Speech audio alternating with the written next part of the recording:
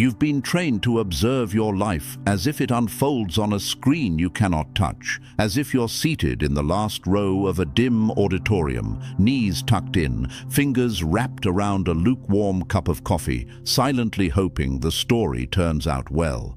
You wince when the protagonist stumbles. You exhale when love seems gone. You lean closer as the music rises, murmuring, "Please make it work out." Yet here is the quiet truth. No one taught you this in school, at church, or in headlines. You're not part of the audience. You never were. You're the one who picked the genre. You are the one who penned the first line in the silence before time began. You are the one who illuminated the scene, not with spotlights, but with the steady radiance of your attention. You are the director, not of fiction, but of frequency. The writer, not of plot twists, but of possibilities. The lens through which the infinite shapes itself into form. The light without which no image could ever appear. And this is not mystical, wishful thinking draped in pretty words. This is quantum physics, verified in double-slit experiments, peer-reviewed studies, and labs from Copenhagen to Caltech. The observer effect is not theory, it's foundational. Reality exists as a field of pure potential. Waves of might be until consciousness anchors them.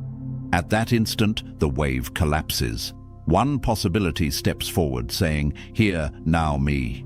Your gaze does not merely witness the world, it chooses it. Most live as if life is a train they entered at birth, rattling along tracks laid by ancestors. Governments or generations handed down fear. They clutch their seat as the scenery blurs. They startle at each tunnel. They hope the brakes hold before the station. But you sensed the rails quiver beneath you, not from danger, but from creation. You've noticed that tiny shift when your attention moves and the world softens to meet it. That instant, you stopped scrolling and actually looked up at the sky, and time seemed to slow down. That day you chose truth over the easy route, and a stranger said, "You just allowed me to be real too." That breath you gathered before saying no to what was draining your soul. And suddenly a new road opened, wide and quiet, as if it had been waiting. That's not random. That's you collapsing a new timeline. Because right now, in this single breath, infinite versions of your life exist inside the quantum field. There's a version where you release the book and it becomes the thread someone didn't realize they were holding on to. A version where you walk away from the harmful relationship and within months you meet someone who honors your depth as holy instead of frightening. A version where you stop swallowing your voice in meetings and your ideas become the design for something groundbreaking. Everyone is real, everyone is available, but only one becomes the life you actually touch. And the chooser, it's not karma, it's not fate, it's your attention. Where your eyes land, where your energy flows, where you place emotional gravity. It's your frequency, the current your nervous system radiates when you envision your future. It's your silent yes, spoken not by words, but by the way your body leans toward what feels genuine. Most people lock in the same timeline again and again, not because they are doomed, but because they keep emitting the same noise. Fear posing as being practical, self-doubt dressed like modesty, scarcity pretending to be responsibility. They whisper, "I want more," with their mouth, while their shoulders stay tight like shields, while their breath barely moves like they're hiding, while their eyes scan for threats in every reflection, every notification, every still second, and then they complain that nothing shifts. But you've begun to notice a new pattern. You've felt that change when you stop bracing and start embodying. You've spoken a truth you held for years and watched the right people lean closer, eyes shining, saying, "Me too." That's not accident. That's intentional creation. And it starts with one quiet inquiry. Am I reacting to what's already formed? Or am I selecting what emerges next? This is where real power resides, not in forcing outcomes, but in refining your inner broadcast so reality has no option except to echo it. Because here's what the world never teaches you. Your thoughts carry weight, yes, but your frequency carries more. You can say, "I am worthy," while your body tightens at hearing your own name. You can say, "I trust the universe," while your stomach knots at an empty inbox. You can repeat, "I am enough," while your posture folds in, as if apologizing for occupying space. And the quantum field doesn't obey words. It hears your vibration. It trusts your cells over your script. That tension in your chest before sending a vulnerable message, not fear. It's your nervous system scanning the field, signaling this act belongs to a timeline you haven't yet stepped into. Slow down. Anchor first. That warmth in your belly when you envision sharing your truth, building your vision, leading with integrity, not daydreaming. It's your soul recognizing home, a frequency aligned with your original design. Stop manifesting a life your body senses as unsafe. Stop begging the universe for a reality your nervous system fears will reject, abandon, or punish you. Instead, become the version who already inhabits it. Not through white-knuckled force, not through bypassing pain with spiritual cliches, but through gentle daily reclamation. Let your shoulders relax, not in surrender, but in sovereignty. Let your breath fill your belly, not as method, but as homecoming. Let your eyes stop searching for threats and start noticing allies, signals, sacred openings hidden in plain view. Every time you do, you collapse a new wave. You prune old fear's branches. You send a clear signal into the field. This reality, I am ready. Bring it forth. And it responds, not with fireworks, but with quiet resonance. A message from someone long unspoken to, arriving at the right moment. A sudden knowing that slices through confusion like a blade. A financial shift that feels like grace, not luck.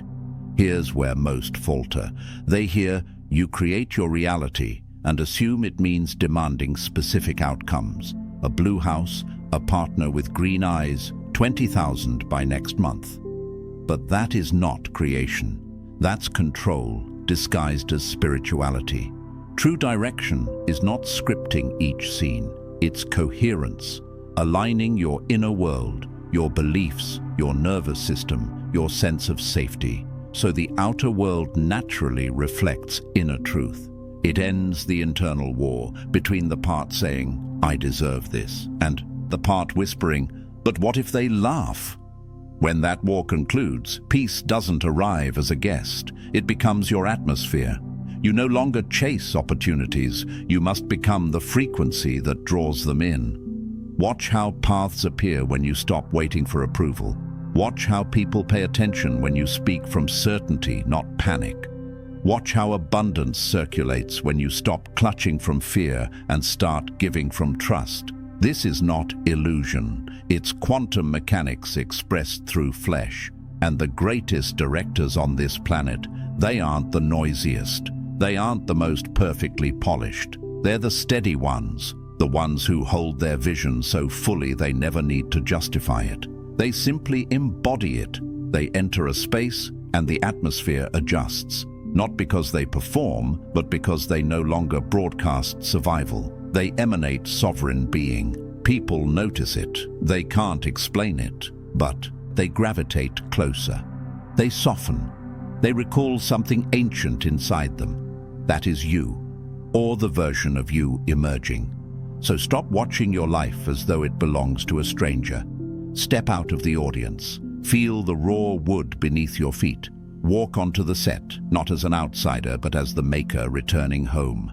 Take up the camera, not to force every moment, but to witness with intention, to declare through your focus, this matters, this is true, this is mine. You were granted the highest creative instrument, conscious awareness, not as punishment, but as sacred permission. Create, reveal, express, remember, now wield it. Don't just notice existence, shape it, not through pressure, but through devoted presence. If this is landing, if something in your bones just lifted like a backbone recalling its power, comment the word director. Not a rank to achieve, not a part to act, but a remembering, a reclamation, a signal sent straight into the quantum field. I'm awake. I'm steering. This story is mine, and if you haven't yet, follow along. Not for content, but for coherence in a world blasting chaos. To stay connected to this realm of co-creators, not victims, of directors, not watchers, of those who know the lens has always rested in their hands, because the world doesn't need more spectators lost in endless scrolling. It needs visionaries who remember they already own the viewfinder. One day, others will look back at this moment and ask, how did everything change so quickly? But you'll know the truth. It began the instant you stopped observing and started directing. And if you are prepared to shift from knowing this truth to embodying it, there remains one vital missing element, your nervous system. Because you cannot emit a frequency of freedom while your body stays braced for exile. You cannot collapse timelines of abundance, love, or impact while your cells insist. Safety is staying small. Visibility is danger. The distance between your vision and your lived experience, it isn't belief. It's biology. Your nervous system is the transmitter. If it's trapped in static, no matter how brilliant the vision, the message won't broadcast. Watch what comes next to learn how to recalibrate your nervous system so your external world finally matches the director's vision inside. Because the most powerful film ever created isn't projected on any screen. It's unfolding in your inhale, your decisions, your presence. Right now.